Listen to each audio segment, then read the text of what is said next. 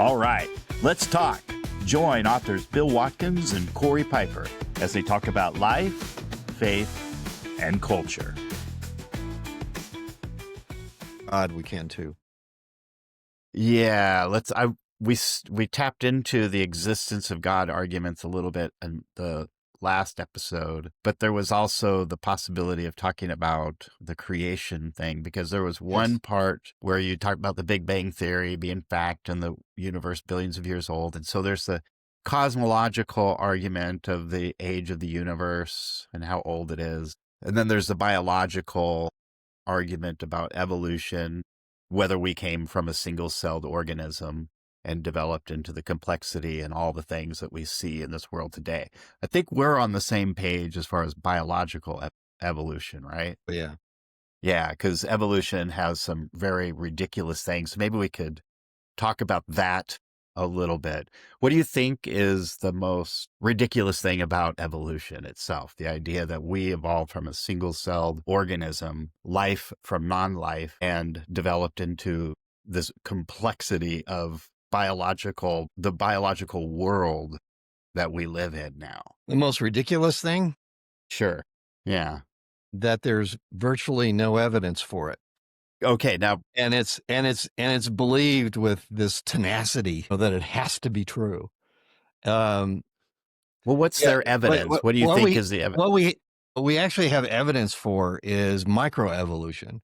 We have plenty of evidence for that, and that adaptability. There are changes that take place within a species. We have ample evidence for that, and all the evidence that Darwin gave in his Origin of Species was all microevolution. Every bit of it. It should have been, instead of the title of his book is The Origin of Species. It should have been The Adaptability of Species. Yes. That's all he really proved. Yes, because that's all he proved. And, yay. I mean, there's, you're not going to find in me someone who just bows at the feet of Charles Darwin and thinks that he was God's gift to mankind. I read Origin of Species finally. I had rejected evolution years ago.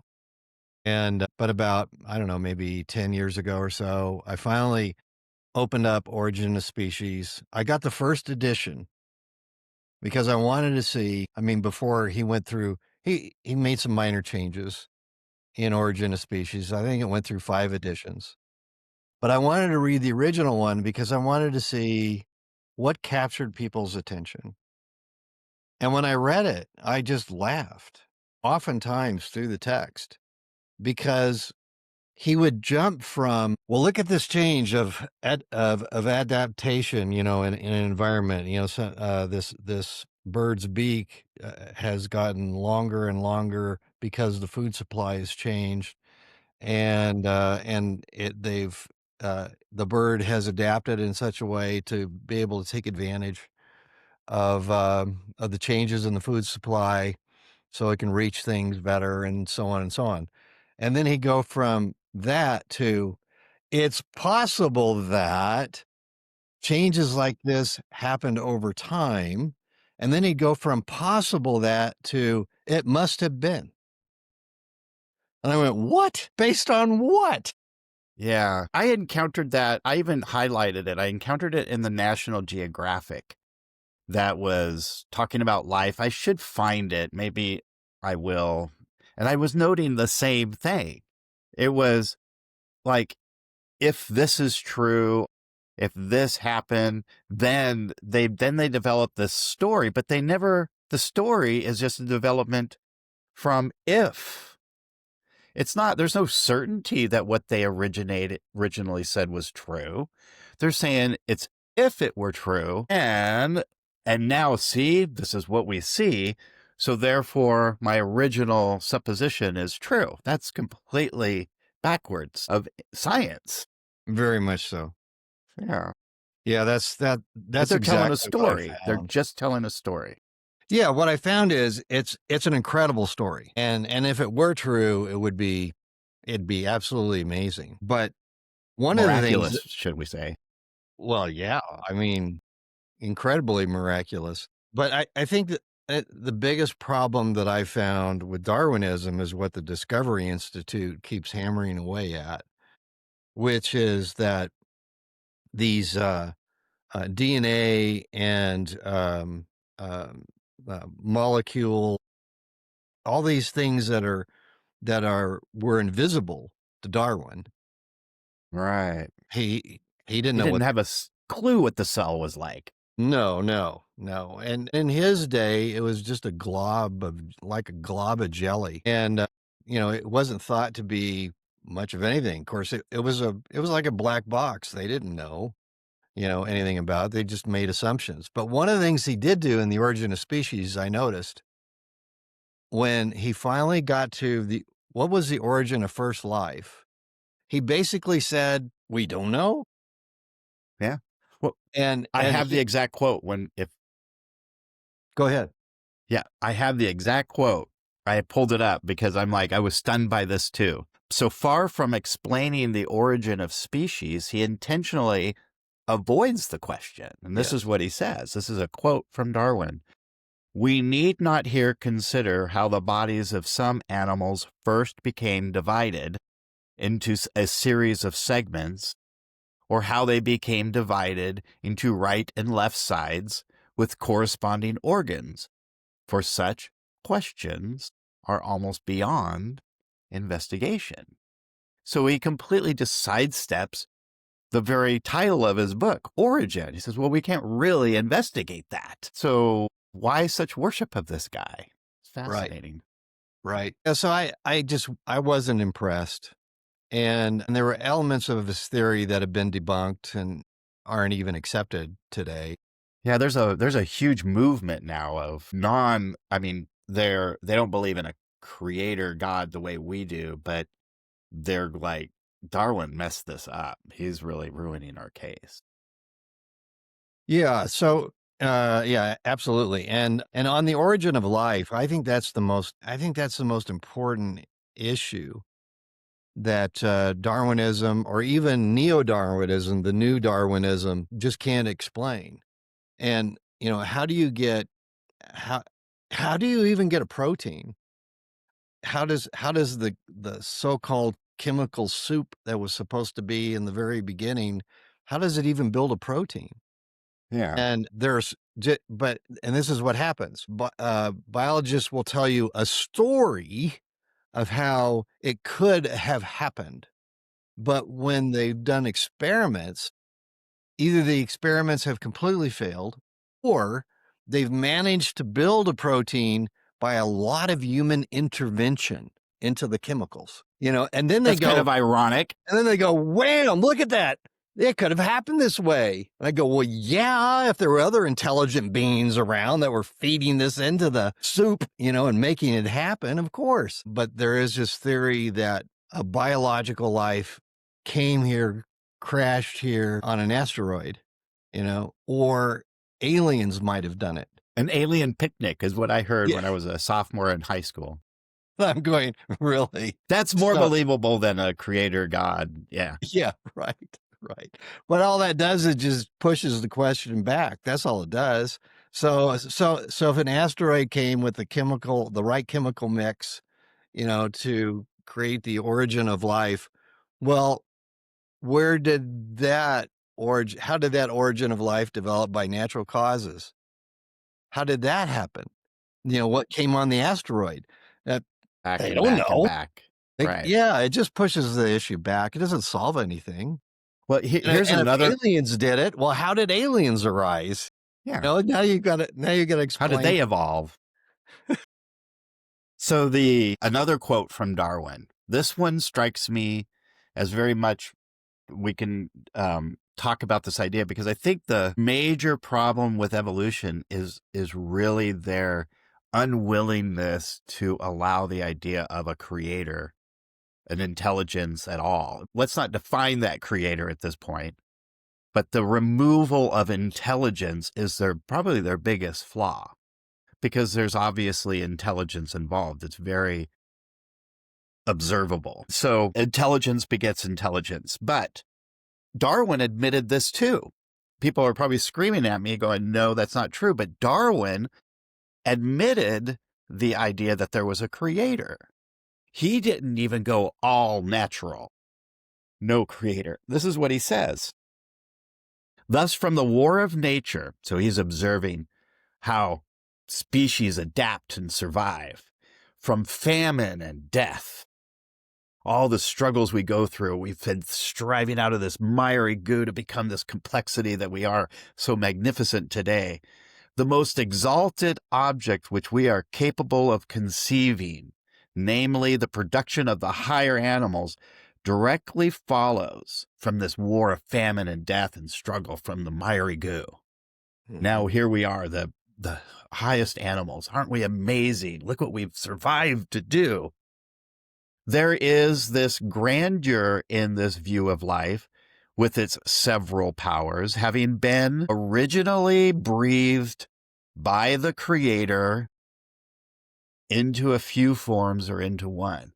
So he completely sets aside, I don't know how it all originated, but the Creator built it so that we would struggle through and survive and become what we are. So he even admits there's a creator that started it, because it's a philosophical impossibility for us to have been created by chance. Isn't that the big argument of evolution? Chance. Chance is everything. Random configuration of molecules colliding together to create the first amino acids that then combined into the DNA, and all the miraculous things that had to happen along that path. Even Darwin was like, well, that first event had to have been done by a creator. He set the evolutionary path in motion. Right. So he bypassed the philosophical problem of saying there's no intelligence involved at all. That's how he bypassed it. So he does what we're accused of doing, what we're ridiculed for doing, and saying it all points to a creator. It really, truly does. Yeah. Yeah, I think there are tons of scientific problems with naturalistic evolution. And for those of us, or for anybody who's listening in on this conversation, I would say go to the Discovery Institute and look at they have documentaries, they have articles, they have books, they have all kinds of stuff you know pointing out the flaws and also arguing for intelligent design. That's just amazing. The other thing I would encourage people to do is look up James Tour, Tour, James Tour. He's a world-renowned chemist, and he's thrown out a challenge to origin of life researchers, and there are a lot of them. He's thrown out a challenge to them and said, if you can prove to me, if you can prove by empirical testing, empirical verification, that life emerged by chance, and no one has been able to do it. Now, there are people who will come out with videos and say, well, James Tour is wrong, and here's evidence for how it could have happened. And then James Tour comes on and he says, well, he points out either that so-called experiment was really never conducted. It's a bogus, what they're saying. It was a thought experiment. Yeah. Or he'll point out, well, sure, if you have all kinds of human intervention into the experiment, yeah, you can get a basic building block for life. But without that, you're not going to get it. And the primary reason, to simplify this, the primary reason is this chemical soup that was supposed to be at the very beginning of the development of Earth, that this chemical soup is caustic. It's destroys, it doesn't create. Yeah. And there's no way you can get around it. So scientists will imagine this little pocket over here, this little pool that somehow distanced itself, from everything else, and then life kind of gathers around over there. No, because then you have other problems, because even if that were so, you can't have just one or two parts and then it function well enough to get to the next level. No. You got to have it all together. It's like a mousetrap. You can have the different elements of a mousetrap, but if they're not all together in exactly the way they need to be, it won't catch a mouse. It won't collapse down on something. It won't happen. Well, that's the way these biological cells are. And the more we find about how complex these cells are, they're like these incredible machines. And the coding in these machines is absolutely incredible.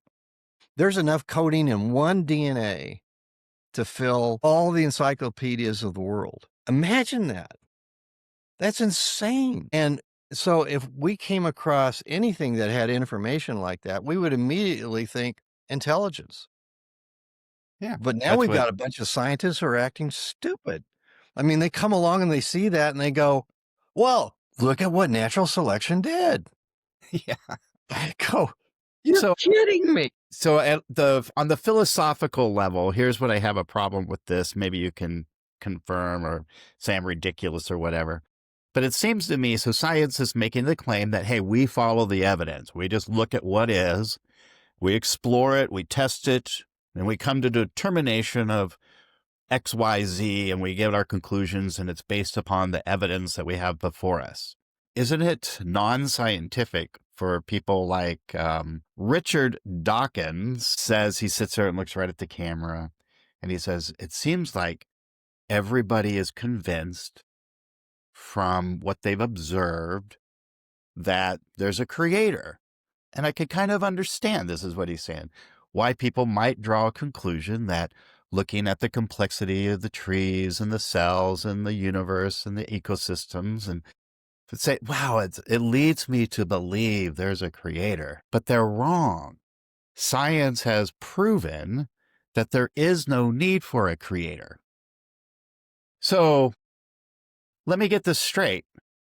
Science has claimed that look at the evidence and draw your conclusion. No, he just said, ignore all the evidence and believe me as an authority. I'm telling you what's real. I'm telling you what's happened. Right. So he's bypassing science, and he's actually admitted that it all looks like there's a creator, but there isn't. Don't get confused. Right. By the evidence. Right. That's an opposite statement of a scientific statement. Yes. Okay. It is. I'm not wrong in that. Okay. Because it's No. always struck me as really weird. No, Just it's really structure true. his It's argument that way. It's like Fauci coming out when he dead and saying, don't question me. I am science. Yeah. No, you're not. Yeah. I am And the authority. Dawkins isn't science either. It's science says nothing.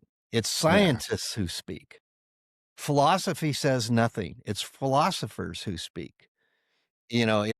Theology says nothing. It's theologians who do the speaking. There are some settled truths, I think, in most disciplines, truths that are accepted, or let's say beliefs that are accepted as true in every discipline. But it doesn't mean that everybody in that discipline accepts those claimed truths.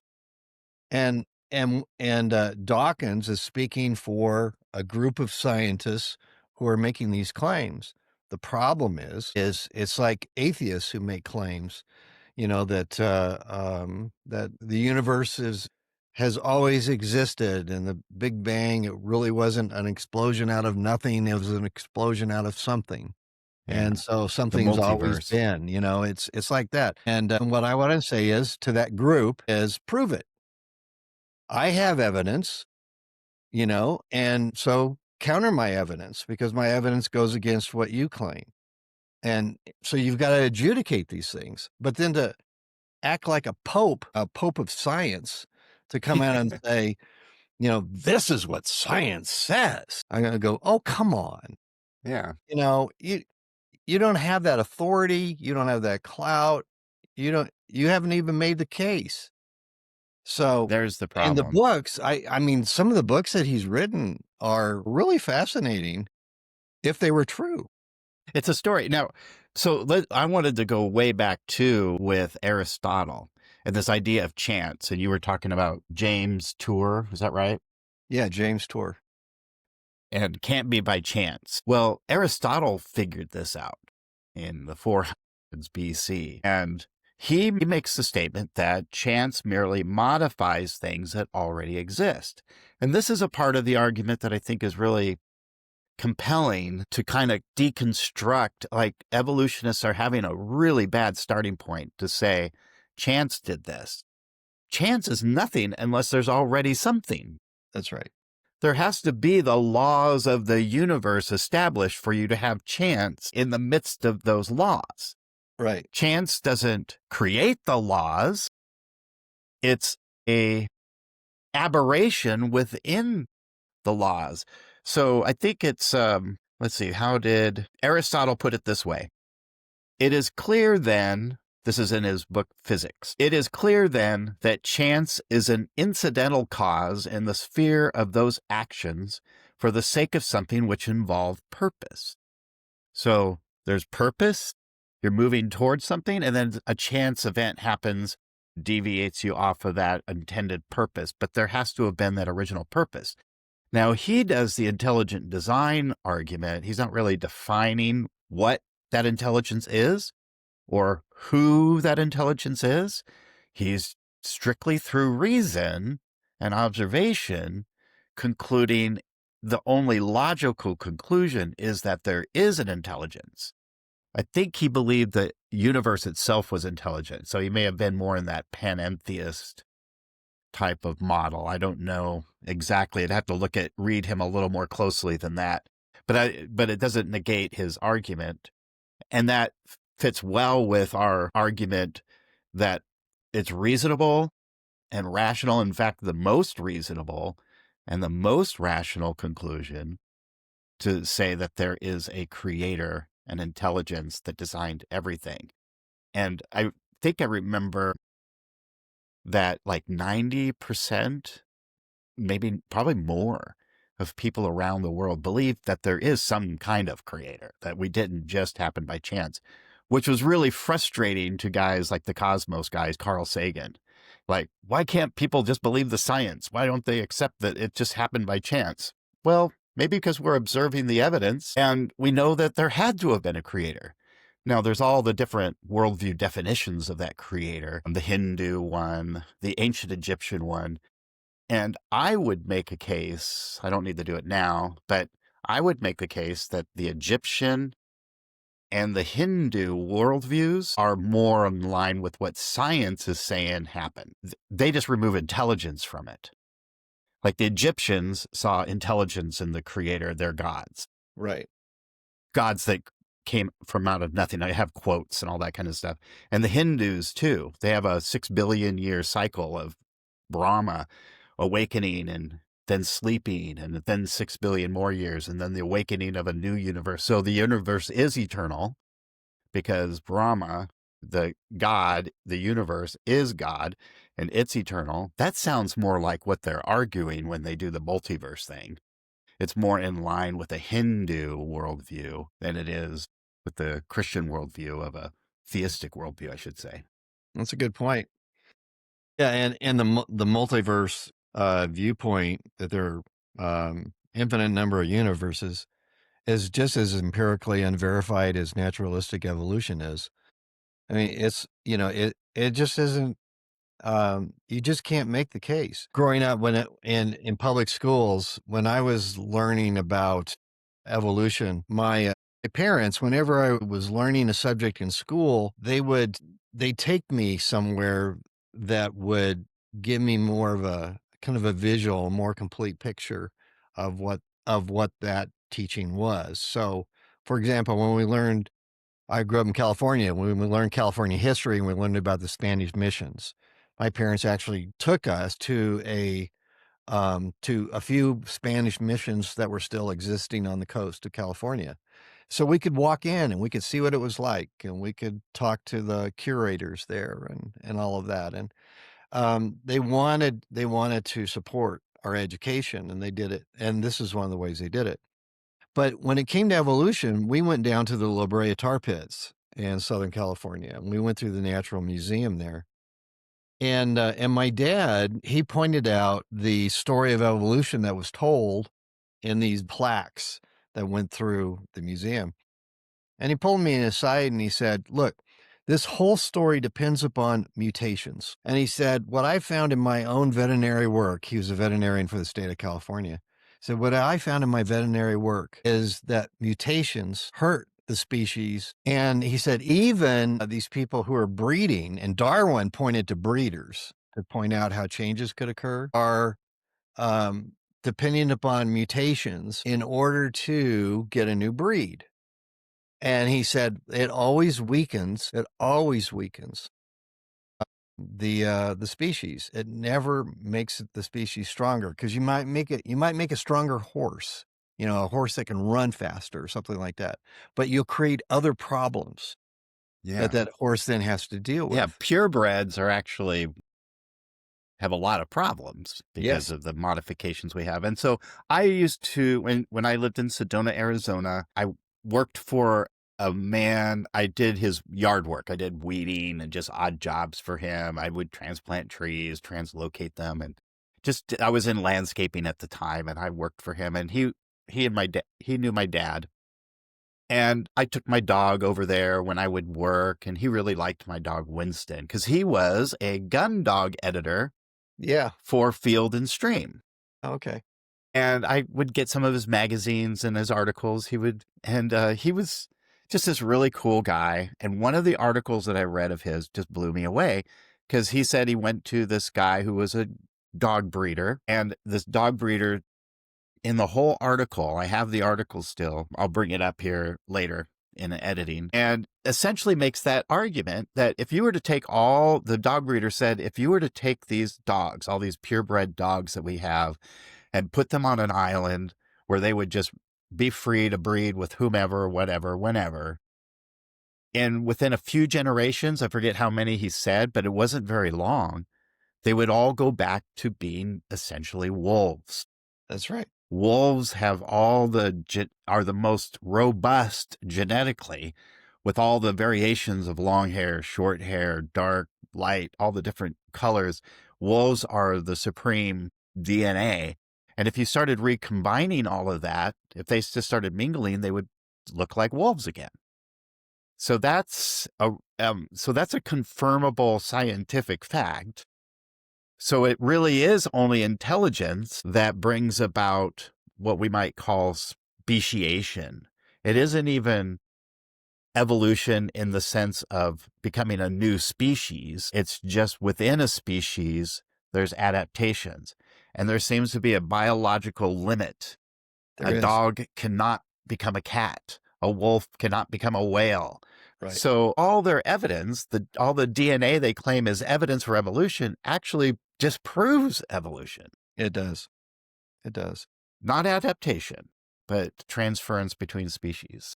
Michael Denton, I think one of his most recent books was Darwin Devolves, is what it's called. And in that, he points out exactly the same thing, and he gives evidence after evidence that there are biological limits. And what Darwin, I mean, first of all, yes, there is adaptability. So a species can change in certain ways to adapt to its environment. And of course, if it doesn't, it will die out. That's amply demonstrated. But can something evolve into something else? And that's problematic. On the biochemical level, if you start to change things too much, or if you push things too much, what happens is you experience a breakdown, a biochemical breakdown, and the animal or the human being or whatever living thing you're talking about experiences corruption, not creation. And that's what evolutionists have not accounted for. What I would like to see in every discipline across the board is honesty with the data. Just shoot straight. If it doesn't fit your worldview, deal with it. But instead don't lie about it, or don't cover it up, or don't suppress it. Be and honest or yeah, about it. the contradictions to it, because you got to Yeah. unfold those. And it seems like we are wired to defend ourselves and our worldview, and our foundational beliefs. We kind of do want to hang on to it, and we're very difficult to transform. We don't let go very easily. But my uncle, who was he was patented with IBM. He came in traveled the world. He did all that. So he's a highly intelligent, logical thinking guy. He boiled it down to the one fundamental reality that evolution is mathematically impossible. And he based his argument off of this evolution's Achilles heel. We will pretend this following calculation. We'll pretend that only 10 amino acids are conserved per enzyme and that there is some mechanism for joining amino acids in solution to form long chains. This is overly generous, as water constantly hydrolyzes peptide bonds in solution. So he makes the formula: 20 amino acids, 387 proteins for the simplest possible life, 10 conserved amino acids on the average. The chance is 20 to the negative 3,870, equaling 10 to the negative 3,870 times the log 20 equals 10 to the negative 5,035. This is one chance in one, followed by over 5,000 zeros. So it would be harder than guessing a correct 5,000 digit PIN on the first try. No, I think it's a myth. Yeah. And I even heard one scientist put it this way: he thought that one day we would understand, or we would finally see, that naturalistic evolution is a myth created for adults. And I think he's right. That I've typically done with evolutionists is said, look, your view absolutely depends on the existence of an Earth, existence of this Earth. Where did Earth come from? Well, and then they'll give me this story of how the universe, evolved. And then I'll go back and I'll say, okay, so how did the basic elements of the universe begin? Because if you can't explain that, your entire theory rests upon the universe either being eternal or the universe having a beginning. And if it's eternal, you run into other problems. Well, I mean, they give it a try, right? Right. Brief Yeah, he history of tries. time. Yeah. Here's Brian Greene, The Elegant Universe. Right. I don't know if that's blurry. It looks blurry. There we go. That's better. Yeah. Brian Greene, The Fabric of the Cosmos, my favorite one. It's really good. I actually really align well with string theory. I love that. And then, of course, there's The End of Time. Yes. Julian Barber. Yes. So, I mean, they're giving it a try. They're really giving it a go. Yeah. The problem is an infinite universe that has always existed in infinite time is impossible. Why is it impossible? Explain. Well, there's a philosophical argument against it. I mean, I think you can also find some scientific arguments, but I'm a philosopher, so I tend toward the philosophical arguments. And the philosophical argument against it is this: we are in the present, right? Yeah. If there's an infinite amount of time before today, we could never arrive at today. Okay, explain that one. Why can't we have arrived at today? Because there's always an infinite past. If there's an infinite past, you could never get to today. Yeah.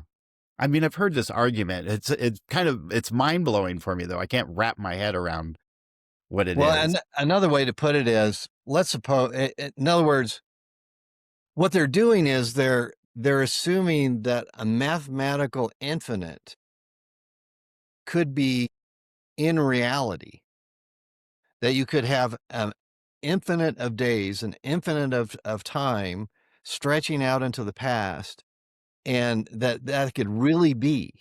But it leads to absurdities. Like, number one, you could never reach today.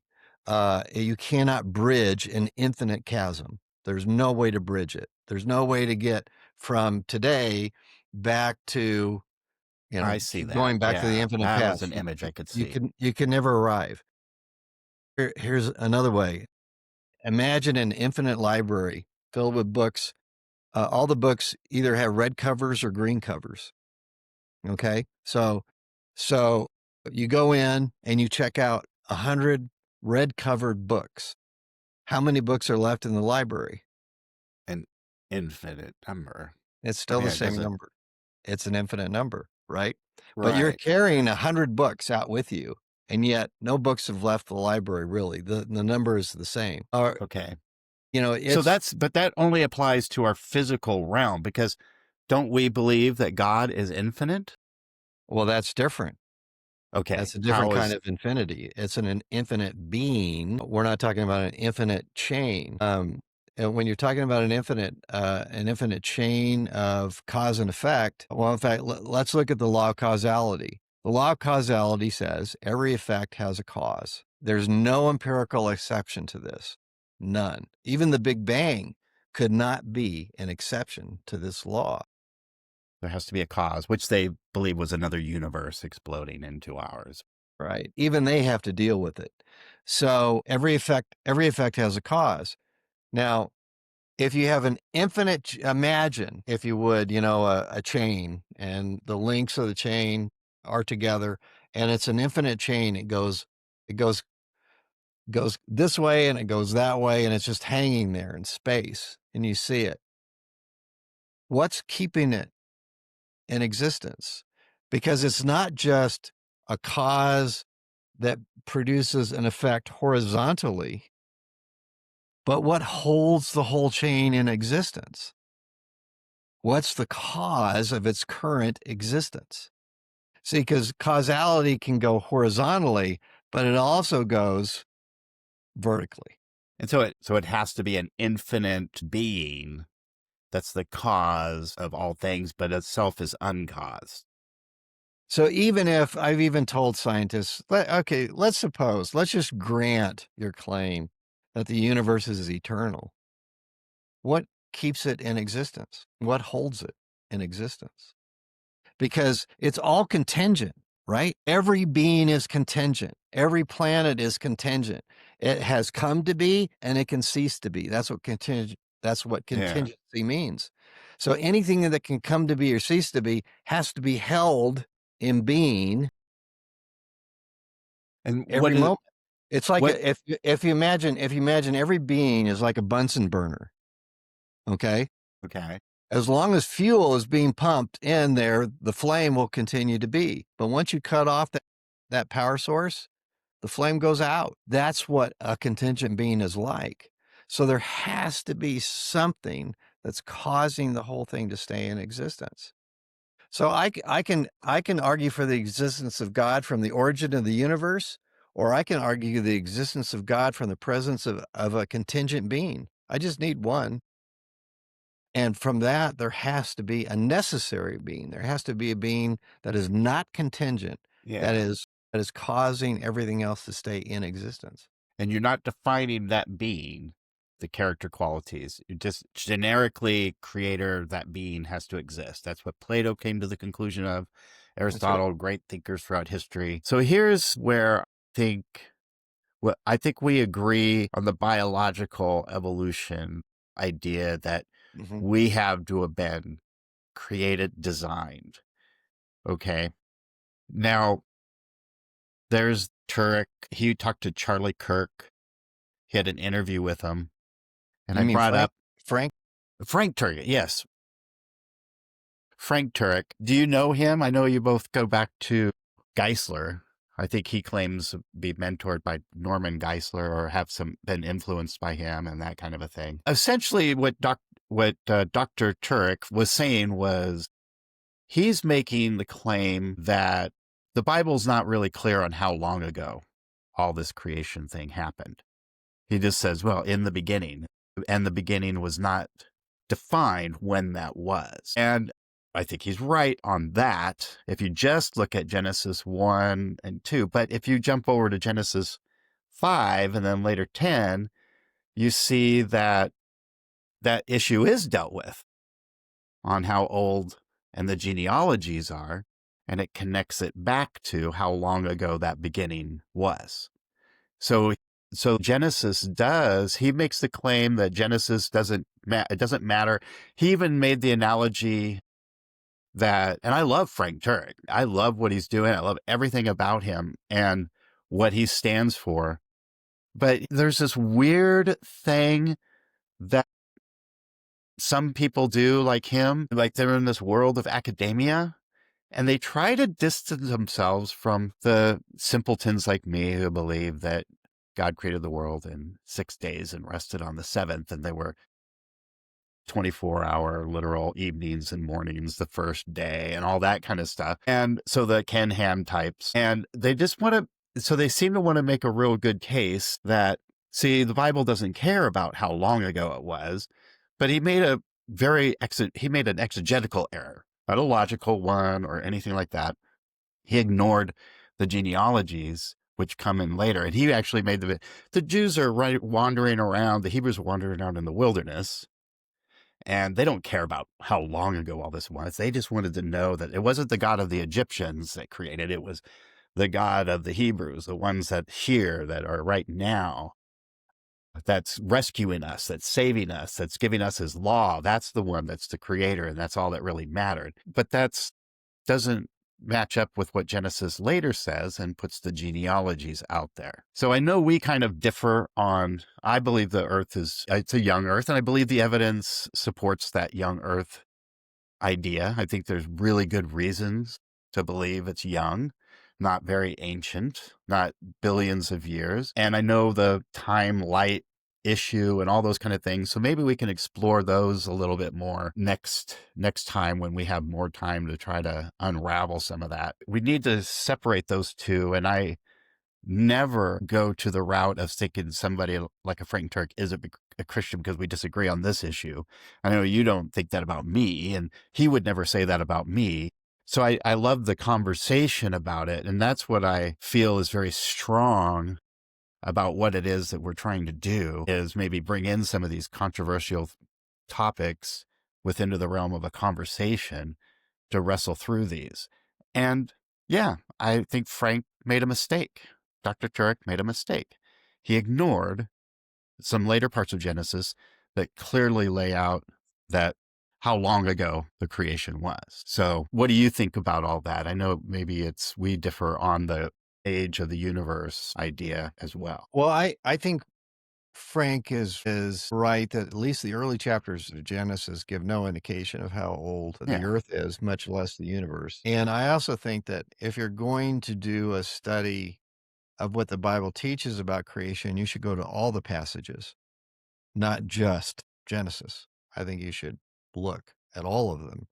Yeah. And like if you're going to do a theology of Christ, you should look at all the passages that relate to Christ. If you're going to do a theology of God, you should look at all the passages, not just a select few. But I came to a different conclusion. Well, first of all, let me say this on the age of the universe. I tend toward an old Earth view, an old universe view, but I'm not committed to it. It's something that I think is an open question, and I'm fine. Christians disagree with it, and I understand the exegetical arguments on the different sides, and there's at least 12 different views. I think I counted 13 actually, only one of which a Christian could not hold, and that's that Genesis is a myth. It has no historical reality whatsoever. Yeah, I think that's highly problematic. I came to a different understanding of the days of Genesis, and I don't see them as consecutive days. I think you have or consecutive days of creation. I see them as consecutive days of revelation, not creation. And I also see that day 1 corresponds to day 4, day 2 corresponds to day 5, day 3 corresponds to day 6, and 7 is the capstone of that creation time. And if you put day 1 and day 4 together, it roughly corresponds to what we learned from many scientists who've explored this issue of the origin, of Earth. And then if you put day 2 and day 5 together, again, that roughly corresponds to the development or the creation of life, where you start with simpler forms and you go to more advanced forms. And then and the same thing with the correspondence of the other days. So, but I came to that on exegetical grounds, not because I was trying to square Genesis with science. I you know, Yeah, I that's a think that difficult thing to do. it is, and because see, I as a Christian, I carry this assumption that God knows more than I do. Oh, that's ridiculous. And if he created the universe and he has something to say about it, I need to believe him over anything Yeah. else. Well, the very idea of science is flawed. It's built on human reason, what we understand from the best evidence we have, and it can change. Well, of God's course it can, unchanging. and it Yeah. has over the years. I mean, if you follow the so-called scientific findings on what you should eat and what you should not eat, and how much you should eat and how much you shouldn't, and how much you should exercise and how much you shouldn't, and so on. If you follow that, you will find that over the last 50 years, the findings have Yeah. numerous times, not just once or twice, but many times. Yeah. Well, yeah, in the 90s, like ER promoting, oh, throw away that bacon and put away all that meat and steak. You're Yeah, going to ruin your heart. Now you have the carnivore diet that's saying your heart's going to be better because you're doing all that. that's right. And they have evidence for it. That's right. You know, Eat that steak. there are scientific whims just like there are others, but and I'm not saying that these people who are doing the work shouldn't be listened to. What I'm saying is you just have to understand that, to go to your point, that we're still learning. We have a lot to learn as a race. We're still figuring out a lot. And sometimes the evidence seems to lean in one direction, and then we do more work and we go, no, it doesn't go in that direction. It's actually going over here. And then we get over there and we do more study and go, no, we were wrong both times. Now it's really here. Yeah, So we're still figuring things out. And that's okay. it is. We need to accept that about human beings. Yeah. So another one that I love Jordan Peterson, and I love his description of Genesis and the crucifixion and Christ. But like many have noted, there's this, does he really believe it is real? Like, did it really happen? Kind of an idea. Did the crucifixion really happen, or is it just a really great story that was developed that's true? Right. And I've heard him speak about it. I went to see him here in Wichita, and I find some of his, when he goes through stories of the Bible, I'm finding he's more insightful than many pastors that have talked about the same things. He's really got a depth of understanding, but what he does that's really cool that I love is he tries to stay within the story. Mm-hmm. He tries to draw out what the story, even if he just thinks it's a story and it didn't really happen, he still tries to stay within the context of the story. What I see so many Christians doing that might disavow a guy like even Jordan Peterson, they'll sometimes they'll have that idea, the conclusion set before them, and they don't draw the idea out of the story. They insert ideas into the story and then try to make the story fit the insertion. And so the eisegesis versus exegesis idea. And so I do believe there's a structure of Genesis 1, 2, and 3 that's very intentional, and that there is some stylistic, and there's even a flavor of the mythological. Not that I'm saying it's a myth, but the storytelling technique of it. Like I would say you could have a science fiction novel, and you can have an atheistic science fiction novel. There's a genre Mm-hmm. that he's writing in, that he's Okay. following the pattern of, but he's communicating something very true and something very real and very consistent with reality. And I would like to unfold that and maybe compare notes on the one, because I do believe there's parallelisms and even structural ways. The very way he writes has meaning in it. The tone, the pattern. So the patterns of Genesis 1 have a meaning of structure, teaching God as an architect. But then you Yeah. get the personal God walking with Adam and Eve in the garden in Genesis 2. So you get the structural God, the organized law and order God, and then you have the personal God. So I do think we have to look at these things linguistically and poetically, but I just cannot. This is where I probably deviate from a lot of people. I cannot, in my own mind and heart, say there was no real Adam and Eve, that there really was no Garden of Eden, that there really wasn't a fall, that there wasn't a serpent that deceived them, that it wasn't an apple, that there was a tree they ate from. I think I can visualize it not as a story, but as something that what the way the Bible describes it is actual history, like you and me sitting here. That's where I think guys like Jordan Peterson won't go or think it's ridiculous to go. And that's where I come from.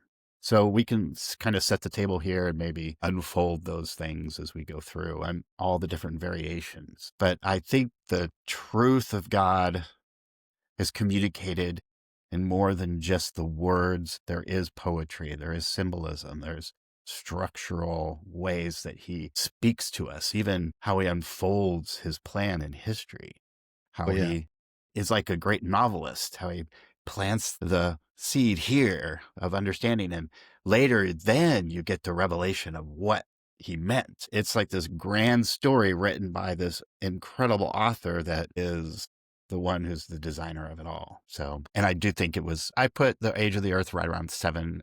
I've got all these notes. I went through it. I've studied it so much. I was so nerding out on this once.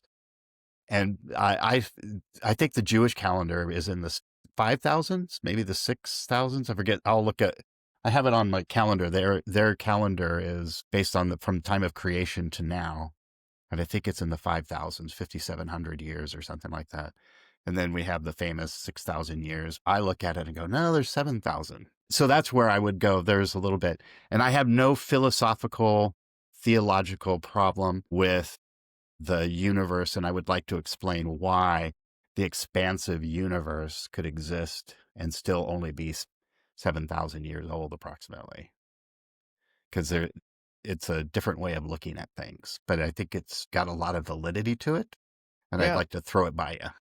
Yeah, yeah. Well, it'd be interesting to hear it. Like I said, I don't have a bone in this fight. It's one of those things that I mean, I'm very comfortable with the way that I understand Genesis 1 and 2 and 3. Very comfortable. And I've spent years in those chapters. But as far as the age of the universe is concerned, it wouldn't surprise me if it was old, and it wouldn't surprise me if it was young.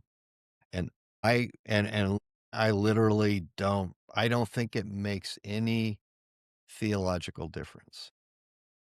But I think I think it's a fascinating discussion. Yeah. And and I know enough science to know some things, with a fair degree of certainty, but there are other things I just don't know very well. And so I'm always interested to hear from people who've done more work, in some Yeah. areas than me, because I want to learn. Uh, I n- do not assume that any human being I talk to or listen to, which includes me, knows all things. And Yeah. we learn from each other. And sometimes we go in a wrong direction, Yeah. either because we've made a bad conclusion from what we've learned, or because what we learned is problematic and what we thought was true really wasn't. But I do believe that all truth is absolute. I believe that all truth is that once something becomes true, like you and I having a conversation today, that wasn't true yesterday. It became true today. But once it becomes true, it's true forever. It's true for all time that this conversation took place on such and such a date at such and such a time in such and such a place. And I think the idea that truth is relative is absurd and easy to refute. So anyway, it's just that I really believe that all of us should exercise humility in what we know. Yeah. and we should always be open to learn more. So I'm eager to hear, what you have to say, and Yeah.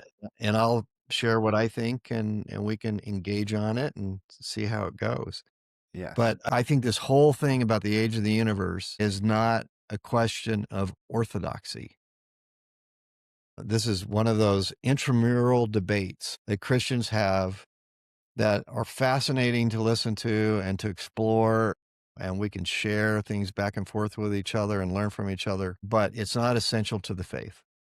Right. It dives us into what I love about exploring this. It dives me into thinking about my theology and who God is Mhm.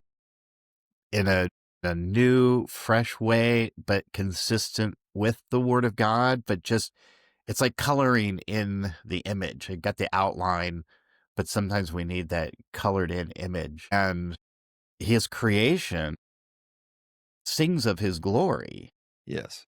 And the more we try to this is the big mistake I think biological evolutionists make, is they miss that the very image of God that he created us into be has been broken and shattered by our sin, and they want to model everything that they believe after that brokenness. So evolution, sin, suffering, death, pain, they think those were that God created the world using those things. That's what's so non-Christian about it. I'll say, not say anti, non-Christian about it, is we don't need death, pain, suffering for our existence to have come into being. It was a good, unmoved mover that created all things good, with the probability, the possibility of falling and deviating and not loving him and walking away from him. And so we shouldn't build our models of understanding of this universe based upon the flawed sinfulness and the fallenness of this universe, because that's what's leading people to wrong conclusions. How could there be a God if there's evil and suffering in this world? It's because we're sinners. We're the monsters, not God. And so he's redeeming us. He's reaching into, he hasn't been corrupted. He's reaching into our world. Hence the incarnation. Jesus Right. became flesh. Yes. And it's so important that we as Christians don't abandon that frivolously, is what I get concerned about most. I know friends that have said, evolution's fine. I think dolphins turned into humans and I have no problem with it. And it's like, I can't do that. And so that's what I would like us to explore more, and even look at the cosmological level of things as well. Sure. Yeah, this is great. These are really wonderful topics. I would like sometime to also talk about some other current events like this. I'm reading a book right now. It's called where is it? Thought I had it up here. I guess it's out in the other room. Called The Ideological Lie. The ideological And lie. it's it's something that Solzhenitsyn mentioned in the Gulag Archipelago and developed, and the author is a Solzhenitsyn scholar. He does, of course, he's a scholar on other things too, but he wrote this book recently, and it's to expose really what's going on in our country, not just in the U.S. but also in Europe, about how Western civilization is being attacked, and what the lie is, what this ideological lie is. So wokeism is part of it, but also this idea that when you hear the line that democracy is under attack, the people who spout it are actually don't even understand what democracy is, or they're really what they're doing. Either they don't understand it, or they do understand it and they don't want it. What they're doing is they're arguing for a kind of a socialistic communist system Yes. that's built upon this lie that the past needs to be rejected. We can remake human nature. Or actually, there isn't a nature to human beings, which I think is also part of the problem with naturalistic evolution. Is naturalistic evolution doesn't give you natures. Right. It gives you fluidity. Talk about values. There's no values. It's just survival. There's nothing that's permanent, nothing except for natural selection. Natural selection and chance are the only permanent things in Yeah. a naturalistic worldview. Well, one of the things I was going to say on the existence of God, one of the arguments for the existence of God is actually from religious experience. And I find it be a very simple argument and a powerful argument. And it's basically that um, we have ample evidence that people worldwide for centuries, for even millennia, have had religious experiences. Now, it seems incredulous that they were all wrong, that they had an experience of some being beyond them. But And so, didn't they just have a biological experience that we all might have? well, I mean, that's one way to try and explain it, but that's not the way they explain it. They explain it as they had an experience with another being. It wasn't they were having food digestion problems, or they couldn't go to the bathroom, or they you know, they Yeah. were just dreaming. But I mean, from visions to dreams to encounters to there are all kinds of experiences.